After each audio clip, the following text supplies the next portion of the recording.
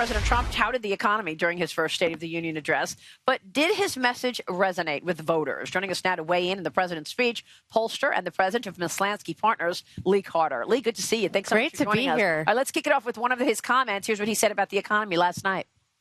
The great news for Americans, 401k, retirement pension, and college savings accounts have gone through the roof. And just as I promised the American people from this podium 11 months ago, we enacted the biggest tax cuts and reforms in American history. Explain what we're seeing there, Lee, with those dials and those charts. So the red line is Republicans, yellow independents, and blue is Democrats. What was most surprising to me about this was that Democrats all night long really did not drop that much. Usually when we see this, you can barely see the blue line because they will not listen to anything the president has to say. This speech was a big win last night because the Democrats were on board. Independents, really, you could see, were right along with Republicans throughout. And I think that, as you were just talking about, the Democrats are going to look foolish for sitting down because the American people are feeling the results of the economy. And as you were saying, Dagan, they're feeling like the Democrats are completely out of touch with them. How can you not applaud that the economy is booming and that the Americans are feeling better, that they're getting, they're getting tax refunds, when they're getting all kinds of benefits. And it's just, it really makes the Democrats look like they're out of touch. Yeah. And, Sean, you were mentioning earlier that you're a longtime partisan, and we've watched many of these speeches in the past where you sit and look sour when the president says something that you don't agree with, right? But you applaud things that are good for the American people, right, and that you agree with. It's policy based. So if the president says, "I want to pursue the following policy," and it's anathema to your party, then you don't clap. But when he says stuff like the economy is doing well, more Americans are getting paychecks, that's something that everybody should be applauding. How are they going to do that if they voted against it, Sean? Because they have to explain why they voted against the tax plan. Right. But the point is, half of this is showmanship. So you rise at good things, you sit at others. And I think to Lee's point, if you're a viewer and you're hearing him tout the economy and you're not standing, the viewer is sitting there saying, what's your problem? Right. Yeah, and exactly. if you look at, there's a poll from CBS News that they did during the speech, one of those snap polls, 75% of viewers of the speech had a favorable view of the speech, including 43% of Democrats and 72% of independents. And you juxtapose those overwhelming numbers with the Democrats in the chamber, and there's a major disconnect. I'm so glad you brought up the CBS poll. You're absolutely right. 75%. I worked for a lot of members of Congress, and we would have to write responses. What did we think? And a lot of times that response is, well, the president said a lot of good things tonight, blah, blah, blah, blah, blah. So we would agree a lot with the rhetoric, but challenge on policy. It's amazing to me, to your point, the polls show that the American people watching that speech last night said, we agree with the progress that the president's made. We agree with the vision. We might have some policy difference. And yet their members of Congress and their leadership sort of dismissed the whole front part of it. And that was the best part of the policy, so the economic stuff. But Nancy Pelosi cannot get up and applaud this, Dagan, after she publicly said, this is crumbs, this is little bits of cheese. How can she get up?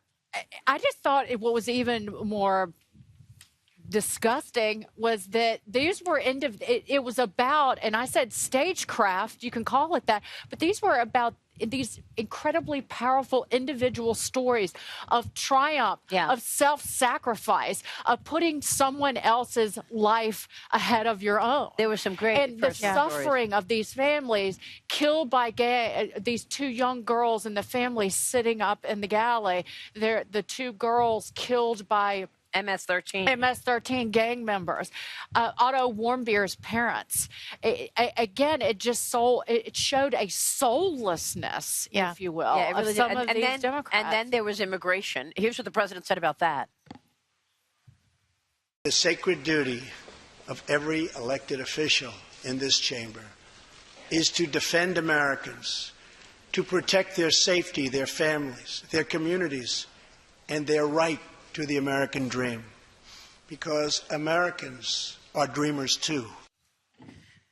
So you can look at those dials. just Explain it. unbelievable. Yeah. The Republicans off the charts there, independents right up there with them. Democrats were following just, right in the middle. And I've got to say this again. The Democrats, the fact that they were in the middle is good news for the president. And I think when you talk about immigration, when you talk about, you wouldn't expect that to happen. And yet there it was. And so, the only difference in favorability on the president has really come with independents as well. They've fluctuated by about 12 points since Election Day.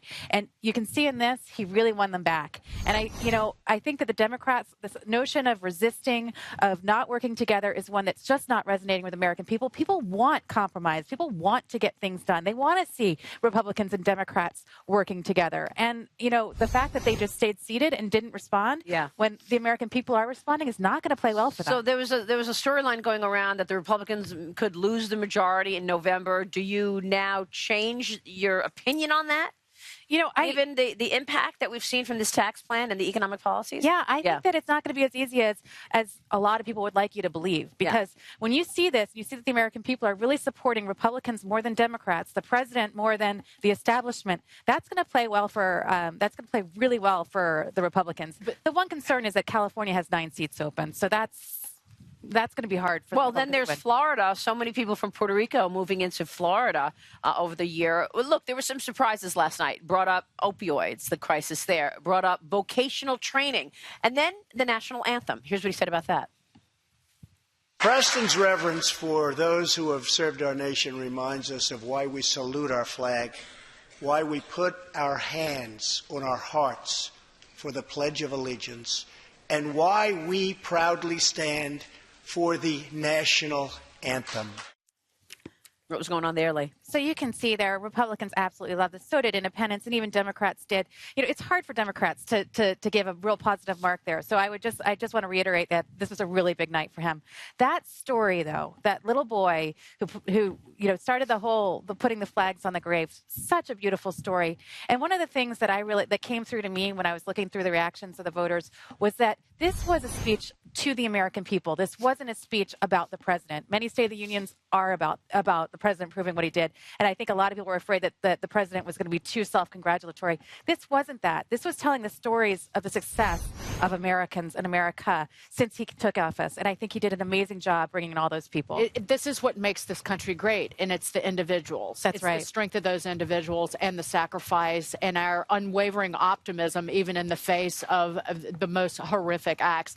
But the Democrats are trying to make this about the president's personality. Yeah. Right? That's right. That is the central thing that's going on. The president didn't take a shot at the FBI. He didn't take a shot at the press. He didn't talk about fake news. He didn't even mention the NFL by name. But there was a lot of fake news this morning. Right. There's a lot of it. And Juan Williams said last night, with all due respect to Juan, he said, well, the president was supposed to reach across the aisle and he didn't. So, of course, he's sitting on his hands.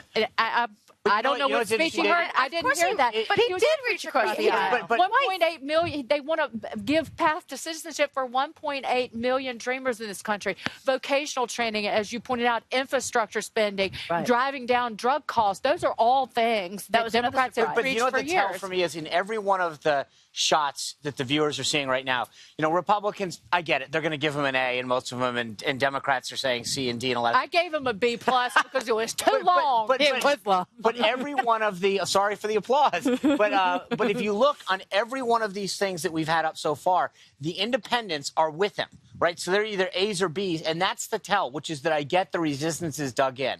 But the interesting thing is independents, where the swing really is in a lot of these elections and where the American people are saying, we agree with the president. That should make them feel very good this morning at the White House. Really good stuff. All right, Lee Carter, thank you so much.